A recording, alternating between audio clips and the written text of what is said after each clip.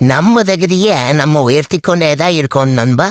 யாரும் நம்ம விட்டு விலகினாலும் இழப்பு நம்மளுக்கு இல்ல, அவங்களுக்கு தான் அப்படின்னு புரிய வைக்கணும்.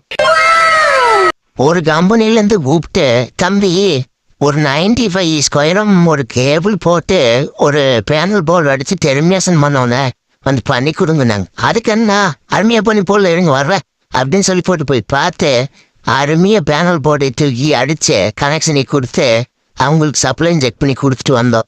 நீங்க பேனல் போர்டு அடிக்கிறதுக்கு முன்னாடியே நீங்க போடுற கேபிள் ஏதாவது ஷார்ட் இருக்குதான்னு வந்து செக் பண்ணி அதுக்கப்புறம் கேபிளை போட்டு டெர்மினேஷன் பண்ணுங்க நண்பா, அதுதான் நல்லது. நீங்க ஏன்னா தானா பழைய கேபிள் தான் கொடுக்குறாங்க அப்படின்னு சொல்லி போட்டு சும்மா அப்படியே ஒரு டெர்மினேஷன் பண்ணி கேபிள் ஷார்ட்டா இருந்ததுன்னா சோலி முடிஞ்சுது.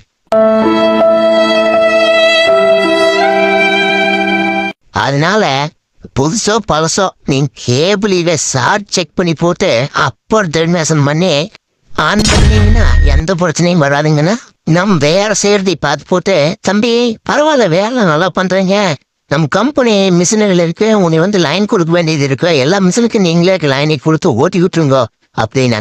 அதுக்குன்னா வேற சேர்த்து தான் நாங்க இருக்கிறா நல்லா பண்ணி போடல மாட்டேங்கன்னு சொல்லி போட்டு அவருக்கு நீட்டா அந்த லைனை செக் பண்ணி கொடுத்து போட்டு ஒரு சின்ன மிஷினுக்கு லைனை கொடுத்து ஆன் பண்ணி கொடுத்துட்டு தான் வந்தோம். அண்ணன் ஹாப்பி, நாங்களும் ஹாப்பி. நீங்களும் ஹாப்பின்னா வீடியோ பார்த்ததுக்கு ஒரு தம்ஸ் அப் பண்ணுங்க. உங்களுக்கு வீடியோ பிடிச்சிருந்தா லைக் பண்ணுங்க, கமெண்ட் பண்ணுங்க, ஷேர் பண்ணுங்க, நம்மளுக்கு கொஞ்சம் சப்போர்ட் பண்ணுங்க.